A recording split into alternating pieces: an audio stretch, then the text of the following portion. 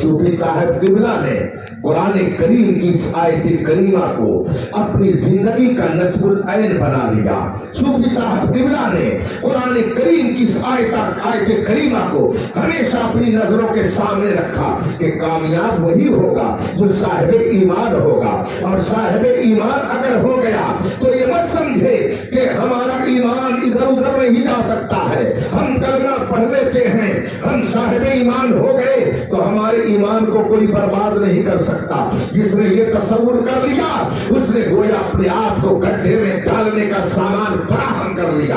پتہ نہیں کیسے بڑے بڑے لوگ آئے اور ان کو ایمان کی دولت ملی مگر وہ اس کو سنبھال نہیں سکے، اس کی حفاظت نہیں کر سکے، مرتد اور بے دین ہو گئے، نہ جانے کتنے گڈھے میں چلے گئے۔ اسی لیے قرآن کریم نے ایک مقام پر فرمایا کہ اگر اپنے ایمان کی حفاظت چاہتے ہو، اپنی تقوی کی حفاظت چاہتے ہو، اپنے اعمال خیر کو محفوظ رکھنا چاہتے ہو تو ادھر ادھر مت رہو، کونوا مع الصادقین، سچوں کے ساتھ رہو، اسی ٹولی میں رہو، اسی جماعت میں رہو جس کے ذریعہ تم تک ایمان پہنچا ہے۔ اگر اس جماعت میں رہو گے اور بزرگوں کے نقش قدم پر چلو گے تو تمہارے ایمان کو کوئی برباد نہیں کر سکتا ہے۔ امام احمد رضا نے اسی لیے فرمایا یا رسول اللہ تیرے غلاموں کا نقش قدم ہے راہ خدا، وہ کیا بہک سکے جو یہ سراغ لے کے چلے۔ حضور صوفی نظام الدین صاحب رحمت اللہ تعالی علیہ ایسے ایمان والے کہ جس بستی میں پہنچ جائے وہاں کے لوگوں کے ایمان میں تازگی پیدا کر دیں، جس آبادی میں پہنچ جائے مصطفیٰ جان رحمت کی محبت کا جام جب پلانے لگے تو الحمدللہ میں نے ان کی بہت ساری تقریریں سنی، ان کا انداز کتنا نرالا تھا۔ وہ قرآن کی آیت کریمہ پڑھتے، نبی کی عظمت بیان کرتے اور قرآن کریم سے مصطفیٰ جان رحمت کے اوصاف و کمالات کو ظاہر کرتے، اور آخر میں جب مجمع کو مصطفیٰ جان رحمت کی عظمت کا جام پلاتے پلاتے آخری منزل پر پہنچتے تو فرماتے اسی لیے تو میرے اعلیٰ حضرت نے یہ فرمایا ہے سب سے اولا و اعلیٰ ہمارا نبی، سب سے بالا و اعلیٰ ہمارا نبی۔ صوفی صاحب رحمت اللہ تعالی علیہ ایسے صاحب ایمان تھے، ایسے صاحب ایمان تھے کہ ہزار مشکلات ان کے سامنے آئی مگر انہوں نے کبھی ایمان کا سودا نہیں کیا، ان کے قدم ناز میں کبھی لغزش نہیں آئی، اور عمل صالح کا حال تو یہ تھا کہ سبحان اللہ شاید اس علاقے میں کیا دو چار ضلع کیا بلکہ یوپی بھر میں نظر ڈال دیجئے تو عمل صالح کا ایسا پیکر شاید باید آپ کو آسانی سے کہیں ملے۔ حضرت صوفی صاحب رحمت اللہ تعالی علیہ کو رب قدیر نے اعمال خیر کی ایسی توفیق عطا فرمائی، ایک تو نہیں آپ ہزاروں واقعات اب تک ان کے سن چکے ہوں گے کہ رسول پاک صلی اللہ علیہ وسلم کی اطاعت و فرما برداری کا جذبہ حضرت صوفی صاحب رحمت اللہ تعالی علیہ کے اندر کیسا تھا۔ ایک صفت مومن کی بتائی گئی ہے کہ المؤمن اذا وعد وفا، پکا مومن وہ ہوتا ہے کہ جب وعدہ کرے تو اسے پورا کرے۔ آج کل لوگوں کا حال کیا ہے، ٹھیک ہے اور اس کے بعد میں پتا چلا کہ وعدہ کر کے نہ جانے کہاں سے کہاں پہنچ گئے، نہ جانے کیسے کیسے کیا کر ڈالا۔ آج کا حال یہ ہے، میں اس پر تبصرہ زیادہ نہیں کروں گا۔ قرآن حدیث علماء کی ارشادات سے یہ بات واضح ہے کہ جو صاحب ایمان ہوتا ہے اگر کسی چیز کا وعدہ کر لیتا ہے تو اسے ہر حال میں پورا کرتا ہے۔ میں آج سے تقریباً 25 سال پہلے دارالعلوم ربانیہ شہر باندہ بندیل کھنڈ میں پڑھاتا تھا۔ دارالعلوم ربانیہ اس علاقے کا بہت بڑا ادارہ ہے۔ ایک روز اس کے سربراہ اعلیٰ حضرت علامہ سید مظہر ربانی صاحب تشریف فرما تھے، ان کی خدمت میں حاضر تھا اور پرانے زمانے کی باتیں ہو رہی تھی۔ حضرت نے گفتگو شروع کی اور آتے آتے علماء اور خطبہ پر گفتگو شروع ہو گئی کہ خطیب کا حال کیا ہوتا ہے، شاعر کا حال کیا ہوتا ہے۔ اسی درمیان حضرت نے بتایا کہ جس سال مسز اندرا گاندھی کا مرڈر ہوا पूरे मुल्क में इमरजेंसी नाफिज हो गई और ठीक उसी दिन हमारे यहाँ जलसे दस्तारबंदी। उसी दिन हमने अपने यहाँ पहले ही से प्रोग्राम के मुताबिक जलसे दस्तारबंदी रखा था। उस हादसे के बाद पूरे मुल्क के अंदर जो हालात थे वो किसी से पोशीदा नहीं है। हजरत अल्लामा सैयद मजहर रब्बानी साहब ने मुझसे बयान फरमाया कि कई खतीब उस दिन रास्ते से वापस चले गए, आए कुछ दूर वापस चले गए। उस जमाने में फोन का ऐसा सिस्टम नहीं था, खत के जरिया तार के जरिया इत्तला दी जाती थी। आसानी से बहुत तेजी के साथ आपकी बात दूसरों तक नहीं पहुंच सकती थी। सैयद साहब ने फरमाया कि सारे खुतबा शुअरा सब रास्ते से वापस हो गए और बाद में उन्होंने खत लिख दिया कि हम रास्ते में थे मगर हालात की वजह से हम वापस हो गए। उन खुतबा में जिनको हमारे इदारे ने मदऊ किया था खतीबुल बराहीन सूफी निजामुद्दीन साहब अलैहि रहमा भी थे, इनको भी मदऊ किया गया था। सारे खुतबा सारे शुअरा आधे रास्ते से कोई कहीं से वापस हो गया मगर शाम होते होते एक सूफी साहब हमारे इदारे में पहुंच गए, हमारे इदारे में आ गए। और उसके बाद में इन हालात में जब हमने देखा कि वो हमारे मदरसे में आ गए, उनको बिठाया गया, उनकी ताज़ीम और तौकीर की गई, ज़ियाफत की गई और उसके बाद उनसे कहा गया हजरत आपने बड़ी ज़हमत की, इन हालात में भी आप तशरीफ ले आए। तो हजरत सूफी साहब ने क्या फरमाया, सैयद साहब हमने आम लोगों से भी अगर कोई वादा किया तो उसको कभी हमने तोड़ा नहीं। आप तो सैयद साहब हैं, आपसे अगर वादा हमने कर लिया तो भला वो वादा कैसे तोड़ सकते थे। ईमान की अलामत ये है आदमी जिससे वादा कर ले वो वादा पूरा करे। सैयद साहब मैंने वादा पूरा किया, इसलिए कुछ भी हो जाए मगर मैं रसूल पाक के हुक्म के मुताबिक अगर वादा कर लेता हूं तो उस वादा को पूरा करने की कोशिश करता हूं। मैंने वादा वफाई रसूल पाक के इरशाद के मुताबिक किया है। मैंने सोचा रास्ते से वापस जाऊंगा, उधर क्या हालात होंगे नहीं पता, इसलिए क्यों ना मंजिल की तरफ चला जाए। मैंने सिर्फ और सिर्फ वादा वफाई के लिए ये सफर किया है। उसके बाद सैयद साहब फरमाते हैं कि सारे खुतबा सब के सब आधे रास्ते से वापस चले गए मगर सूफी साहब ऐसे साहिब तकवा कि उन्होंने वादा वफाई के लिए उन हालात में भी सफर किया और हमारे दारुल उलूम में वो तशरीफ फरमा हुए। आज क्या हम अगरचे अपने आप को कादरी कहते हैं, निज़ामी कहते हैं, रज़वी कहते हैं, अज़हरी कहते हैं, अशरफी कहते हैं, मगर याद रखिए सच्चा मुरीद वो है कि जिस पर उसके पीर का किरदार नजर आए, पीर की झलकी उस मुरीद के अंदर नजर आए, पीर की तालीमात उस मुरीद में नजर आए, वही सच्चा मुरीद होता है। सूफी साहब रहमतुल्लाह ताला अलैह ने पूरी जिंदगी इफ़ाए अहद में वो अजीम नुमाया काम अंजाम दिया कि जहां अच्छे अच्छे लोग जाने से घबरा जाते थे, सूफी साहब ने अगर वादा कर लिया तो वहां पहुंच करके क़ाल अल्लाह क़ाल रसूल की सदा से महफिल को गरमा दिया करते थे।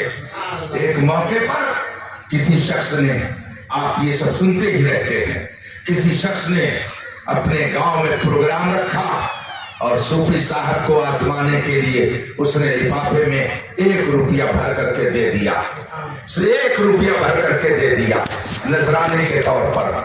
सूफी साहब मदरसा तशरीफ लाए, तनवीरुल इस्लाम अबरडोहा, और उसके बाद में जब आपने लिफाफा खोला तो उसमें 1 रुपया था। उस शख्स ने फिर कुछ दिनों के बाद सूफी साहब को मदऊ किया और उसने आजमाना चाहा कि देखें वाकई सूफी साहब मुखलिस हैं, परहेजगार हैं, नेक हैं, बड़े खुलूस वाले हैं, या पैसे के लिए ये भी दौड़ते हैं। चुनांचे उसने फिर मदऊ किया सूफी साहब को, मगर सूफी साहब ने ये नहीं कहा कि तुमने पर साल मेरे साथ फरेब किया था, इस साल नहीं आऊंगा।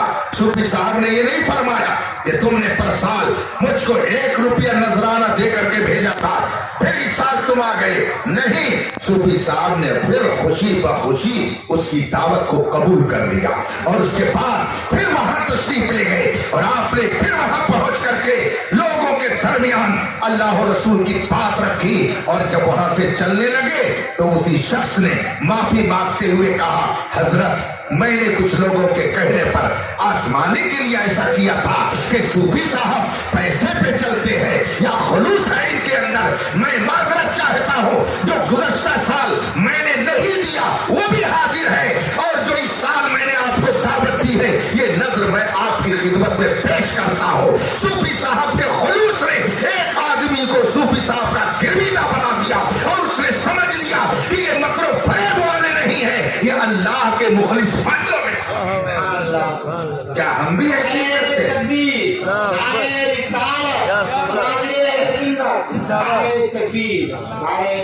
میں نے ایک حدیث شریف سنی، اللہ کے رسول صلی اللہ علیہ وسلم نے فرمایا خطیب جو تقریر کرتا ہے، کوئی خطیب کوئی تقریر کرنے والا ایسا نہیں کہ جس سے اللہ میدان محشر میں نہ پوچھے۔ اللہ تعالیٰ پوچھے گا خطیب سے، خطاب کرنے والے سے، تقریر کرنے والے سے پوچھے گا کہ یہ بتاؤ کہ تم نے کس نیت سے خطاب کیا تھا، تم نے تقریر کس نیت سے کی تھی۔ اب وہاں تو جواب دینا بہت مشکل ہو جائے گا، اس لیے کہ اس کی بارگاہ میں کوئی شے پوشیدہ نہیں ہے۔ یہاں چرب زبانی کر کے آدمی علم غلم چلا لے گا، لیکن رب کائنات کی بارگاہ میں کچھ بھی جھوٹ نہیں چل سکتا ہے۔ پوچھا جائے گا خطیب سے کہ تم نے خطبہ دیا، تم نے تقریر کی، آخر تم نے کس نیت سے تقریر کی؟ پیسہ کمانے کے لیے یا لوگوں پر اپنا روب جمانے کے لیے یا اپنی شہرت کے لیے یا اپنی عزت کے لیے یا دولت کے لیے یا دین پھیلانے کے لیے؟ تو بہت مشکل ہوگا کہ آدمی اس منزل سے آسانی سے گزر جائے۔ مگر میرا وجدان کہتا ہے کہ حضرت صوفی صاحب علیہ رحمت و رضوان انشاءاللہ اس منزل میں بھی کامیابی سے گزریں گے، اس لیے کہ انہوں نے زندگی کے ہر موڑ پر رضا الہی کو سامنے رکھا۔ کسی کے گھر گئے، ان کا مقصود اصلی پیسہ کمانا یا لوگوں پر اپنا روب جمانا نہیں تھا، بلکہ رسول پاک کی پیاری شریعت کو قوم تک پہنچانا۔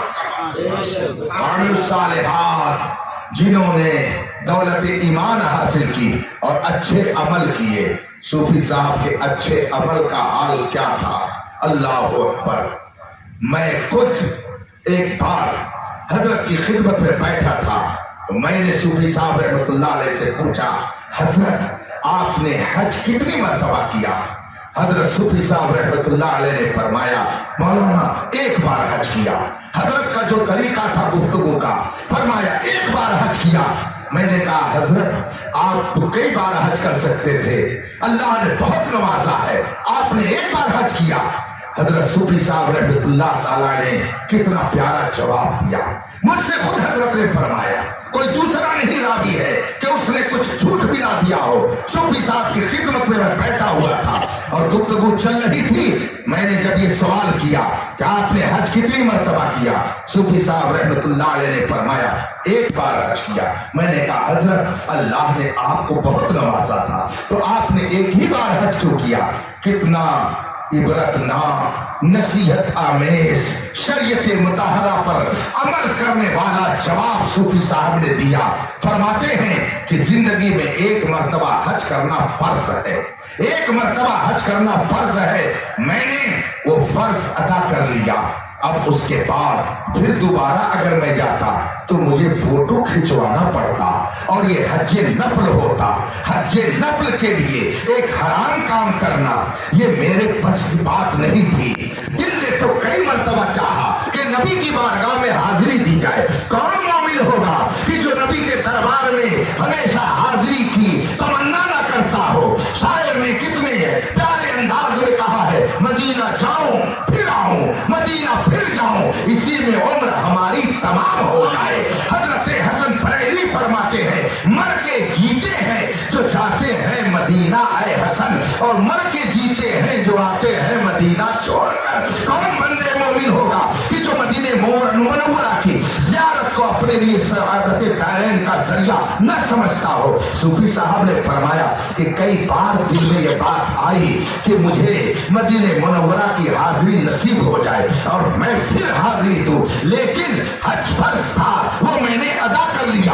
अब अगर मैं जाता तो मुझे पासपोर्ट बनवाना पड़ता और उसके लिए तस्वीर खिंचानी पड़ती। अब ये नफली हज के लिए तस्वीर खिंचाना ये जायज था कि ना जायज? फर्ज के लिए तो हमारे उलमा ने इजाजत दी थी, मगर नफल के लिए इजाजत नहीं दी थी। दिल में आया कि हाजिरी दी जाए, मगर फिर यही सवाल सामने आया कि नफली हज के लिए तस्वीर कशी जायज है कि ना जायज? फरमाते हैं मैंने फला दारुल उलूम के पास, फला दारुल उलूम के मुफ्ती के पास सवाल भेजा, नाम नहीं बताऊंगा, मुझसे हजरत ने बताया था, किसी हिकमत के तहत मैं वो नाम नहीं जिक्र करना चाहता। हजरत ने फरमाया मैंने फला जगह के मुफ्ती साहब के पास सवाल भेजा, लेकिन वहां से जो जवाब आया उस जवाब में क्लियर कोई बात नहीं लिखी थी कि अमल करूं कि अमल न करूं। इसलिए मैंने फकीह मिल्लत मुफ्ती जलालुद्दीन रहमतुल्लाह अलैह के पास सवाल भेजा और मैंने उनसे उसका जवाब मंगवाया। उसमें लिखा हुआ था कि हमारे उलमा ने फर्ज हज के लिए तो तस्वीर खिंचाने की इजाजत दी है, मगर नफली हज के लिए तस्वीर खिंचाने की इजाजत नहीं है। इतना कहा सूफी साहब ने और उसके बाद फरमाते हैं उसमें क्लियर लिखा हुआ था कि ये नाजायज है। अब मैंने जब ये पढ़ा तो अब उसके बाद सूफी साहब पर जो कैफियत तारी हुई, आज तक मेरी नजरों में वो कैफियत घूम रही है। सूफी साहब ने इतना कहा और कहने के बाद उनकी आंखों में आंसू आ गए। अपना हाथ अपने चेहरे पर ऐसे रखा और कहा कि दिल ने चाहा तो था कि नबी की बारगाह में हाजिरी दे, मगर नबी की नाफरमानी करके नबी के दरबार में कौन सा मुंह लेकर के जाएंगे, इसलिए हमने कभी दोबारा हज नहीं किया। अगरचे तमन्ना थी कि हज किया जाए, मगर रसूल पाक की फरमाबरदारी में हमने दोबारा हज नहीं किया कि हमको एक हराम काम का इर्तिकाब करना पड़ेगा। बताइए इस मेयार पर आपकी आबादी में कौन साहिब तकवा है? सूफी साहब की ये जात थी, अमल सालेह सूफी साहब ने ऐसा इख्तियार किया। हजारों वाकयात किताबों में सूफी साहब रहमतुल्लाह अलैह के ताल्लुक से लिखे हुए हैं, आप उनको पढ़ें। इल्लल्लज़ीना आमनू व अमिलुस सालिहात, वो कभी नाकाम नहीं जो साहिब ईमान है, वो कभी नाकाम नहीं जो अच्छे अमल वाला है। और फिर तीसरी खूबी सुन लीजिए, वह तवासौ बिल हक, वो कभी घाटे में नहीं जो ईमान रखता हो, अमल सालेह करता हो और उसके साथ साथ लोगों को हक बात बताता हो। आजकल अगर कोई हक बात बोल दे तो मैं अपने तजुर्बे की बुनियाद पर कहता हूं कि पहली बात तो यह है कि इस दौर में हक बोलने वाले कम मिलेंगे, और अगर मिलेंगे तो सुनने वाले कम मिलेंगे, और अगर सुनने वाले भी जाएं तो हक की हिमायत करने वाले बहुत कम मिलेंगे, और अगर हक की हिमायत करने वाले भी मिल जाए तो वक्त पर साथ देने वाले तो शायद ही मिल सके। इस वक्त हालत यह है, जो कौम सरापा सिर्को सफा इमाम हुसैन की नहीं हो सकी, वो कौम हमारी और आपकी क्या हो सकती है? हक बोलना ये गोया हाथ पर अंगारा लेना है। आदमी जब हक बोलता है तो न जाने कितने लोगों की नजरों में कांटा बनता है, और जो चाहे कि मैं सबके दरमियान खुश अच्छा रहूं, सब मुझे अच्छा कहें, तो वो एक गुण अपना ले कि चोर के मुंह पर कहे तुम शाह हो, बड़े अच्छे हो, काले से कहे बड़े गोरे हो, नाबीना से कहे बड़ी तेज आंख वाले हो, लूला से कहे बहुत अच्छा हाथ रखते हो, गुंगे से कहे बड़ी अच्छी जबान चलती है, और जो अच्छे हैं वहां भी पहुंच करके कहे आप बहुत अच्छे हैं, और फिर दोस्त के पास जाए तो कहे सुभान अल्लाह, क्या कहना, और अगर किसी और के पास जाए तो फिर उसी दोस्त की मजम्मत करके उसकी तारीफ शुरू कर दे। यानी जैसा देखा देश वैसा बनाया बेस जो ऐसा करे आज इसको लोग बहुत अच्छा समझते हैं। एक बुजुर्ग का इंतकाल हुआ, जब वो दुनिया से चले गए तो इत्तेफाक से उस आबादी के लोग उनकी याद में बहुत गमगीन, बाज रो रहे थे, बाज चेहरा पसमुर्दा किए बैठे थे। एक अल्लाह वाले का उधर से गुजर हुआ, 2-4 जगह भीड़ जब उन्होंने देखी, पूछा क्या बात है? कहा आज हमारे शहर के सबसे अच्छे आदमी का इंतकाल हो गया, बहुत अच्छे आदमी थे, दुनिया से आज चले गए, हमारी आबादी की रौनक थे, हमारे इस मौजे की वो जीनत थे, वो चले गए। दूसरी जगह पहुंचे, वहां के लोगों ने भी यही जवाब दिया।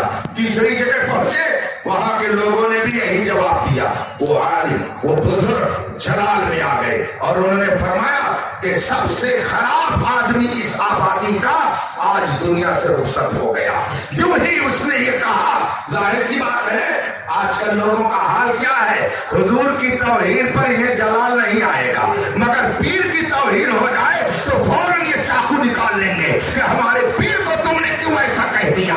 इसी को पीर परस्ती कहते हैं कि नबी की कोई तौहीन करे तो इनका जोश नहीं उबाल खाता है, सहाबा की कोई तौहीन करे तो इसको कोई मतलब नहीं है, अहले बैत की कोई तौहीन करे तो इनको उससे कोई सरोकार नहीं। पीर साहब को अगर किसी ने कुछ कह दिया तो उसकी खैरियत नहीं है। होता है कि नहीं होता? आप मानो या ना मानो, मगर होता यही है। हमारे पीर साहब को कह दिया, हमारे पीर साहब को कह दिया, तुम्हारी खैरियत नहीं है, तुम्हारा बाइकाट किया जाएगा।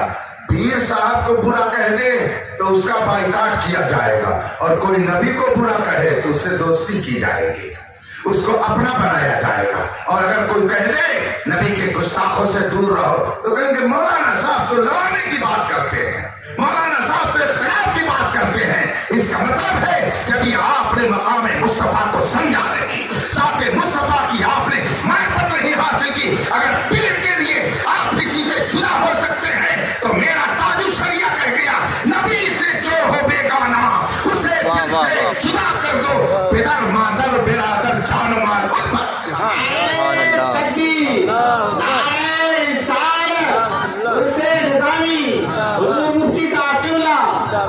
बुजुर्ग जो उधर से गुजर रहे थे उन्होंने कहा इस आबादी का सबसे खराब आदमी आज चला गया। लोग उसके ऊपर टूट पड़े, अरे आबादी के सबसे अच्छे आदमी को आप कह रहे हैं कि सबसे खराब आदमी चला गया, कैसे आप ये कह रहे हैं?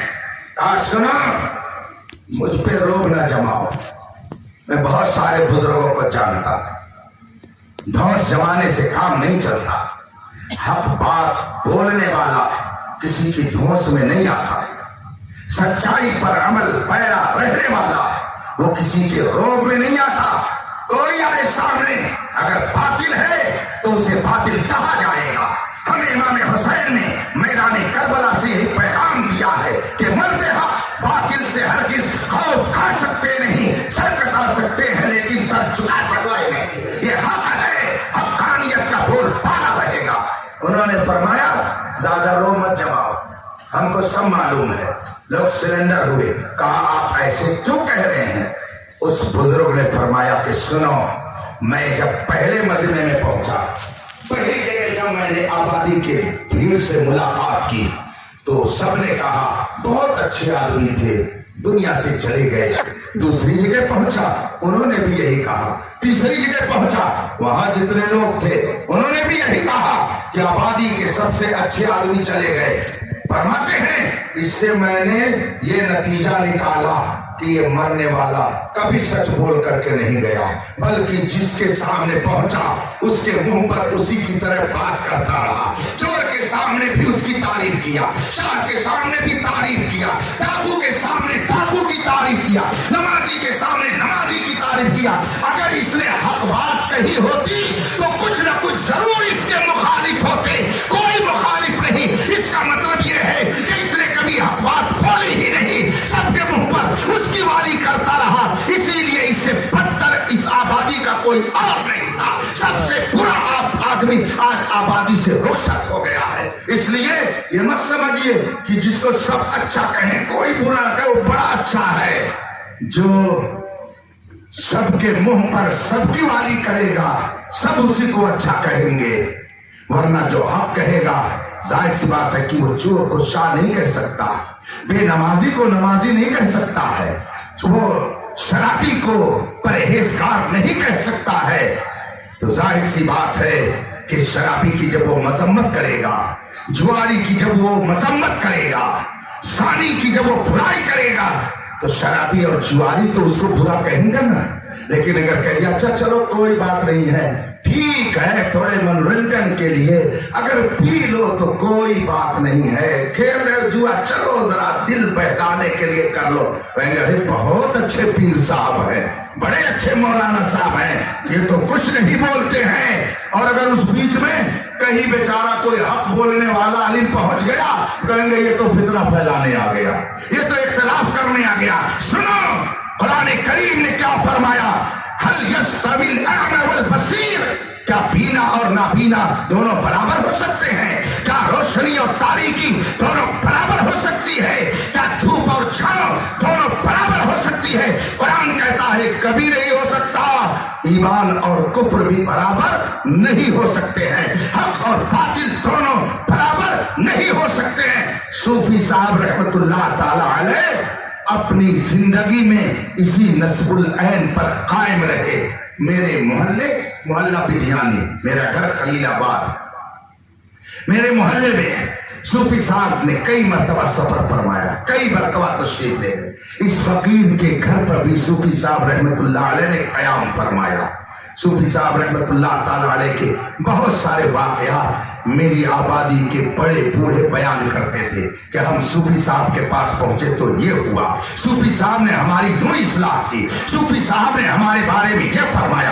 आज से तकरीबन 35 साल पहले की बात है, हमारे मोहल्ले में एक रिश्ते का मसला आया, शादी होने वाली थी और एक मौलाना साहब ने कह दिया हमने सुना है वो शादी बदअकीदा के गांव हो रही है, जिसको वहां भी कहा जाता है, हम उसके निकाह में शरीक नहीं होंगे, हम उसमें शिरकत नहीं करेंगे, हम उसमें निकाह नहीं पढ़ाएंगे। आबादी में कोहराम मच गया, इख्तिलाफ हो गया और आलिम साहब के खिलाफ लोगों ने महाज कायम कर दिया। ये खुद मेरे मोहल्ले की बात है, ये मौलाना साहब ने ये क्या कर दिया, क्यों ऐसा इन्होंने कहा। आजकल भी ऐसे मिजाज के लोग हैं, वो चाहेंगे कि अगर हम मैनेजर हैं तो हम जैसे कहें वैसे ही मुदर्रिस हमारे हुक्म पर अमल करता रहे।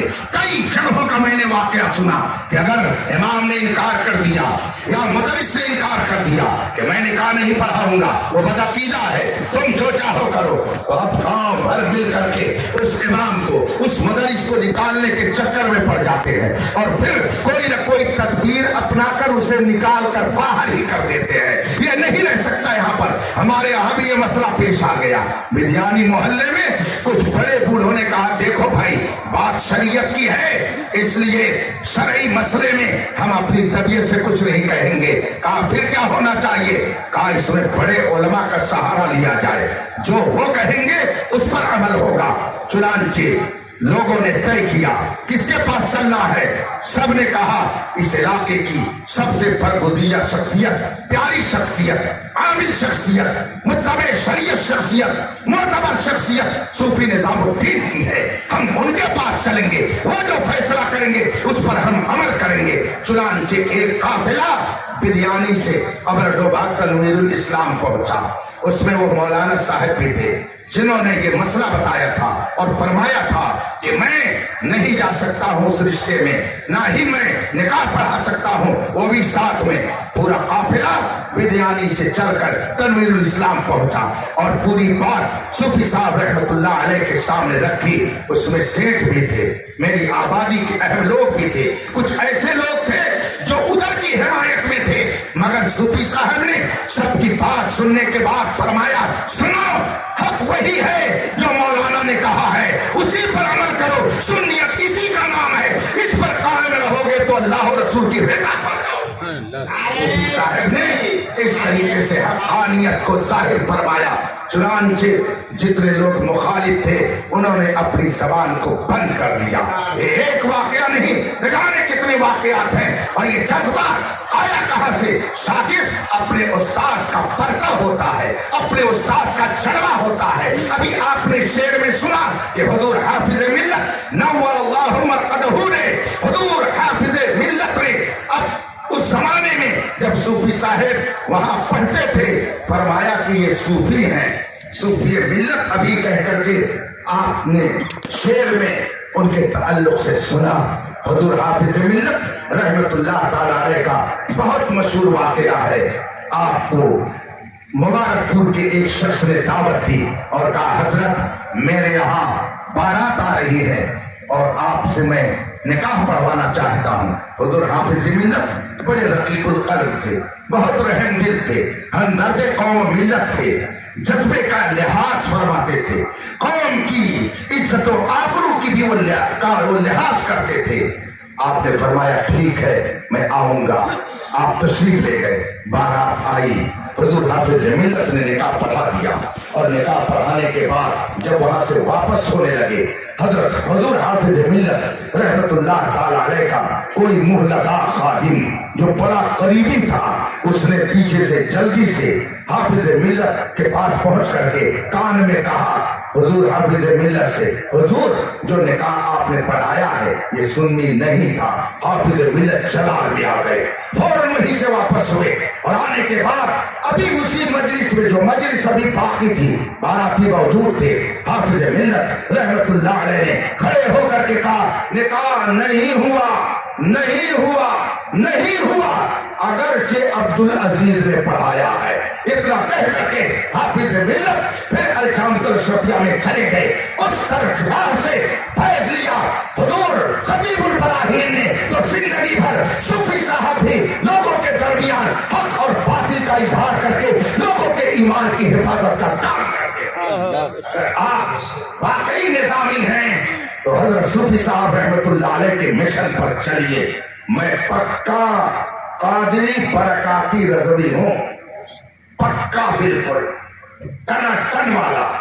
मेरे मुर्शिद हुजूर ताजुश शरिया अल्लामा अख्तर रज़ा खां अज़हरी अलैहि रहमत व रिज़वान ने जो जो तालीमात दी और मेरे इल्म में जो बातें आई अल्हम्दुलिल्लाह मैं अपनी जिंदगी में उसको अपनाने की कोशिश करता हूं। हुजूर ताजुश शरिया रहमतुल्लाह ताला अलैह फरमाते कि खाने के बाद जो टिश्यू पेपर से लोग हाथ पोंछते हैं ये मना है, हराम और गुनाह नहीं फरमाया, मना कहा, ये मकरूह है, मना है। अल्हम्दुलिल्लाह ये फकीर रोजाना दावत में रहता है, लोग टिश्यू पेपर पेश करते हैं मगर मैं उनको कुछ नहीं कहता। हाँ ये कह देता हूँ कि दस्ती मेरे पास है, मैं इससे हाथ साफ कर लूंगा। अल्हम्दुलिल्लाह मैं अपने मुर्शिद गिरामी की इन बातों पर भी अमल की कोशिश करता हूँ। यही वजह है मैं ये भी कहता हूँ कि जब तक बिके न थे तो कोई पूछता न था, उसने हमें खरीद के अनमोल कर दिया। मुरीद अगर पीर के तालीमात पर अमल करता है तो पीर का फैजान उसको खूब मिलता है। आप लोग देख रहे हैं कि पीर का फैजान इस फकीर पर कैसा है, कैसा है वो आप अपने माथे की आंखों से देख रहे हैं। अगर आप उससे निजामी कर रहे हैं तो हजरत सूफी साहब रहमतुल्लाह अलैह की अमली जिंदगी को अपनी निगाहों के सामने रखिए। सूफी साहब साहिब ईमान थे, साहिब आमाले खैर थे और फिर हक बात की तलकीन फरमाने वाले थे। और चौथी खूबी वो तवासो भी सब्र, सब्र करने वाला। जाहिर सी बात है कि जब आदमी हक बात कहेगा तो उसके ऊपर कुछ न कुछ मुसीबत के ढेले फेंके जाएंगे, बल्कि इस वक्त तो गैरों से ज्यादा अपने ही लोग ढेला फेंकते, गैरों से ज्यादा अपनों ही से मुश्किलात पेश आती हैं। हक बात अगर आपने मस्जिद में कह दिया, बदअकीदा पता नहीं कहां है, गांव में है या नहीं है, मस्जिद में तो नहीं है मगर मुतवल्ली साहब मुंह पर ताव छाड़े हुए आएंगे। मौलाना झगड़े वाली तकरीर मत कीजिएगा, ये बात मत कहिएगा, बस सीधी सीधी रोजा नमाज की बात कहिए, इख्तिलाफी बात मत कहिए। वो बेचारा पता नहीं कहां पड़ा हुआ है जिसके खिलाफ मस्जिद में इमाम ने बात कही, उसको दर्द हुआ कि नहीं पता। मुतवल्ली साहब को पहले दर्द हो गया, उन्होंने फौरन रोकना शुरू कर दिया। मैं कर्नाटक गया, मेरी अपनी आदत है कि अगर मैं अजनबी रास्ते पर जाता हूं तो मैं रास्ते में आबादियों का नाम पूछते जाता हूं। ये आबादी कौन सी है, यहाँ कितनी मस्जिद है, यहाँ कितने लोग आबाद हैं, ये आबादी कितने अफराद पर मुश्तमिल है, ये मेरी आदत है। इसीलिए यहाँ से लखनऊ तक जहां कहीं नमाज का वक्त होता है, अगर मैं गाड़ी से अपनी जाता हूं तो मैं टाइम देखता हूं कि ज़ोहर का वक्त कहां हो जाएगा, उसके बाद कौन सी मस्जिद पड़ेगी, असर का वक्त कहां हो जाएगा और कहां पे हमें किस मस्जिद में असर की नमाज पढ़नी पड़ेगी, ये मैं सब जायजा लेता रहता हूं। मैं एक कर्नाटक में बाई रोड सफर कर रहा था, मेरे साथ जो कर्नाटक के अहबाब थे, एक शहर से वो लेकर दूसरे शहर जा रहे थे। बड़ा शहर है, नाम नहीं लूंगा इसलिए कि आवाज रिकॉर्ड होकर के न जाने कहां तक पहुंचेगी। उसने मुझे को शहर से गुजारना शुरू किया। मैं गाड़ी में बैठ कर जा रहा था, मैंने पूछा इस शहर का नाम क्या? कहा फला, इस शहर का नाम ये है। हमने कहा कि यहाँ पर मस्जिद है? कहा माशाअल्लाह बड़ी मस्जिदें हैं। हमने कहा सुन्नियों की? कहा जामा मस्जिद भी सुन्नियों की, ये भी मस्जिद सुन्नी की, वो भी मस्जिद सुन्नी की। हमने कहा माशाअल्लाह बड़ी खुशी की बात है। अब वो जनाब हमसे कहते हैं हजरत खुशी की बात तो है, मगर यहाँ की जो सबसे बड़ी मस्जिद है उस मस्जिद में कोई इमाम रुक नहीं पाता है, 4-6 महीने के बाद उसको यहाँ से जाना पड़ता है। हमने कहा क्यों?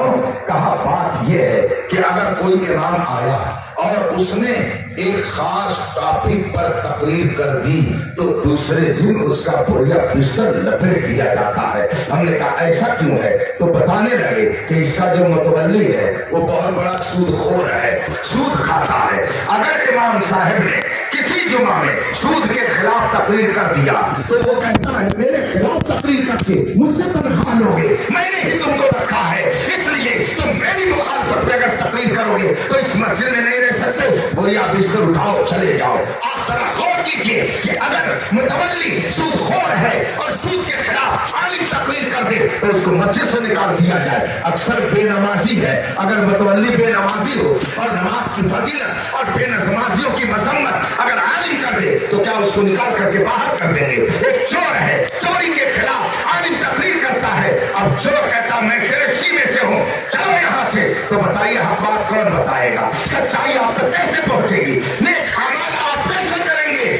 सूफी साहब रहमतुल्लाह ताला अलैह ने जब हक बात पहुंचाई तो उन पर भी तीर और तलवार जबान के जरिया चलाए गए, उन पर भी तीर का निशाना लगाया गया। मुझे कई एक वाकयात मालूम है। एक साहब कहने लगे वो तो मक्कारी करते हैं, वो तो मकर से काम लेते हैं। मैं चुपचाप सुनता रहा, लेकिन उनकी क्या हैसियत रही वो भी मैं जान रहा हूं, और सूफी साहब का क्या दर्जा हो गया वो भी नजरों के सामने है। 4 खूबियां जिसके अंदर आ जाएं तो साहिब ईमान हो जाए, साहिब अमल सालेह हो जाए, हक बात की तलकीन करने लगे, और अगर मुसीबतें आए, लोगों की तरफ से ईज़ा रसानी का मामला आए तो वो सब्र कर ले। जिसके अंदर ये 4 खूबी है वो कभी नाकाम नहीं, वही हकीकत में कामयाब है। कामयाबी की एक अलामत ये भी है कि सूफी साहब को 10 साल से ज्यादा अरसा हो गया अगया में ज़ेरे जमीन आराम कर रहे हैं, मगर हिंदुस्तान के मुख्तलिफ शहरों में आज भी उर्से निजामी करके लोग सूफी साहब की बारगाह में खिराजे अकीदत पेश कर रहे हैं। यही